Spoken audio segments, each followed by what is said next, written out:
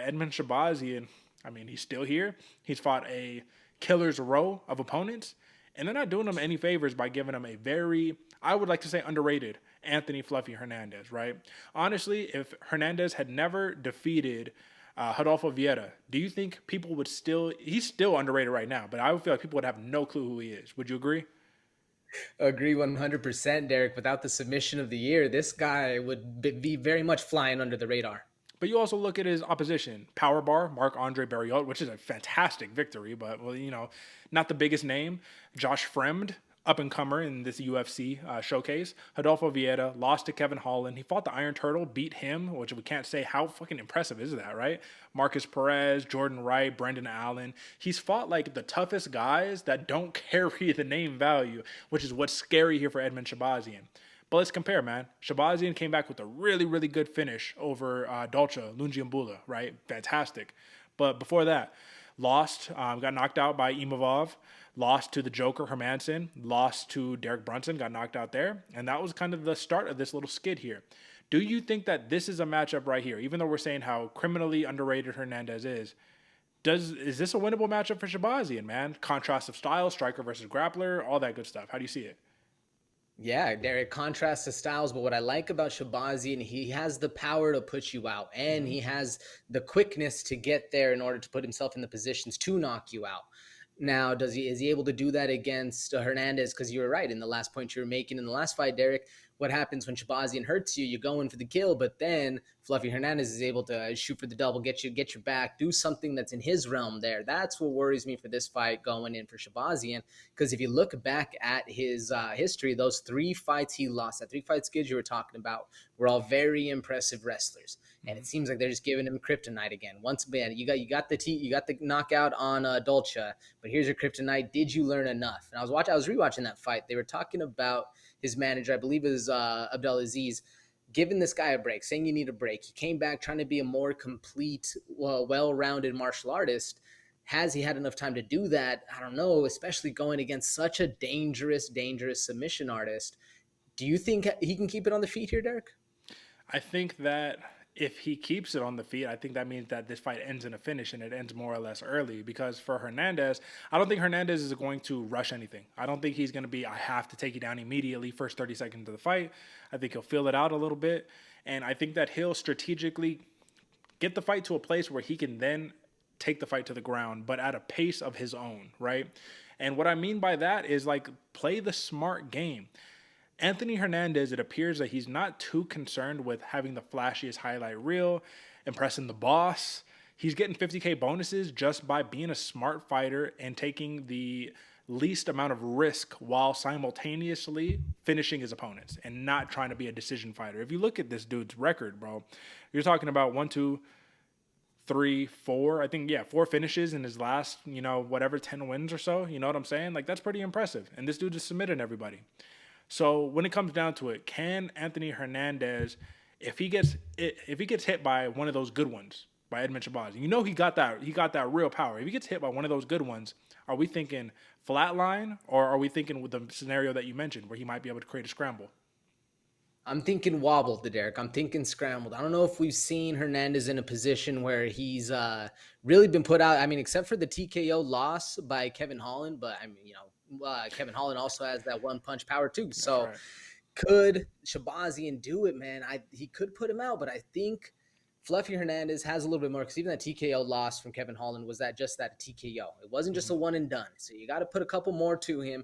And with how dangerous Hernandez is versus how flawed Shabazian has been on the ground, not saying he is now, but has been in the past, there seems to be that little bit of mix em up that could get Shabazian in trouble. I'm not saying that what you were talking about before Mhm. with Hernandez staying calm, staying calculated, getting this fight to be his fight almost as a double-edged sword because if you let Shabazian cook in there, this guy's going to be putting up some traps, setting you up, and then next thing you know, you get that flash knockout, and then the second's coming, the third's coming down the pipe. Next thing you know, your back's up against the fence, you're not able to shoot, catch a knee to the face. Never a good situation.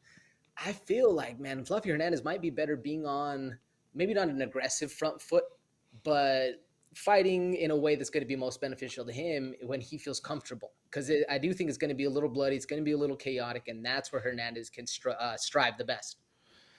Yeah, I think that one of how should I say this? One of the big factors you got to take into consideration here, man, is that Edmen Shahbazyan is still relatively young, right? He's like 25 years old. You know what I mean?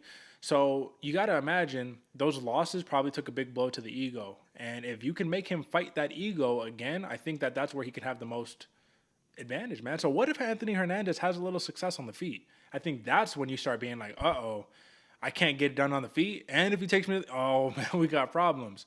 I don't know, man. I don't want to discount Edmen Shahbazyan. I just think that matchup-wise, this isn't the greatest matchup for him. Is it a winnable fight? Every fight is a winnable fight.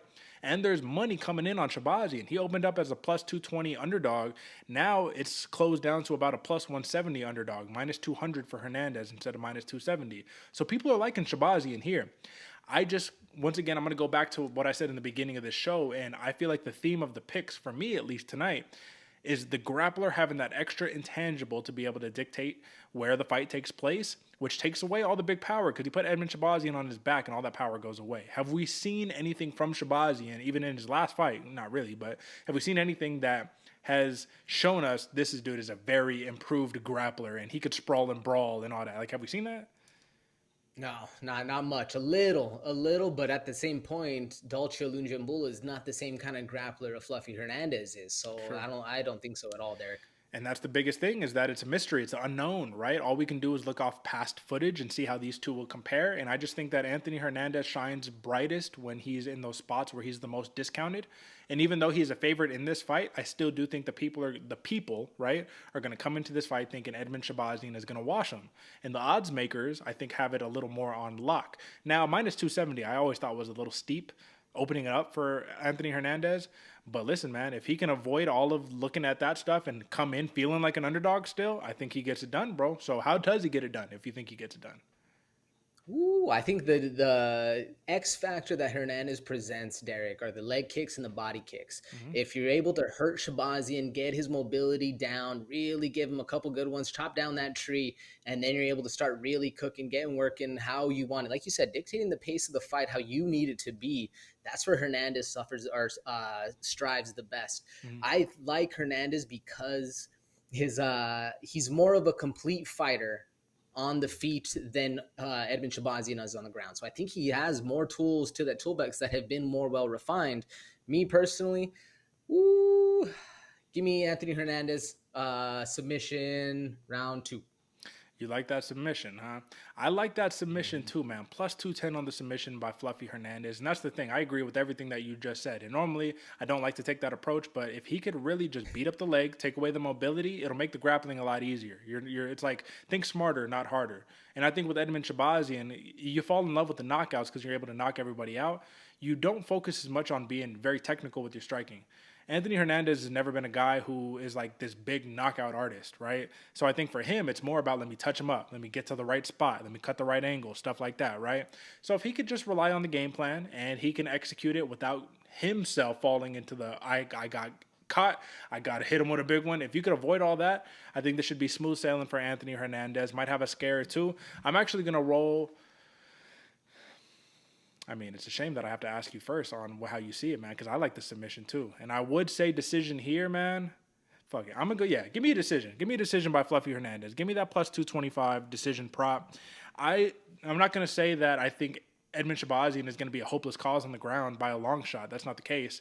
And I think Hernandez, if he gets the spot, he can get the job done. But I do bank on the resilience of Edmen Shahbazyan on a second run. I think we might be able to see something good out of him. So give me the decision. And then for the submission, what round did you say? Did you say a round? 2. All right, round 2. All right, brother. And this is one of those, man, co-mains that y'all are going to be happy to watch. You might not know who these guys are, but you're going to find out this Saturday,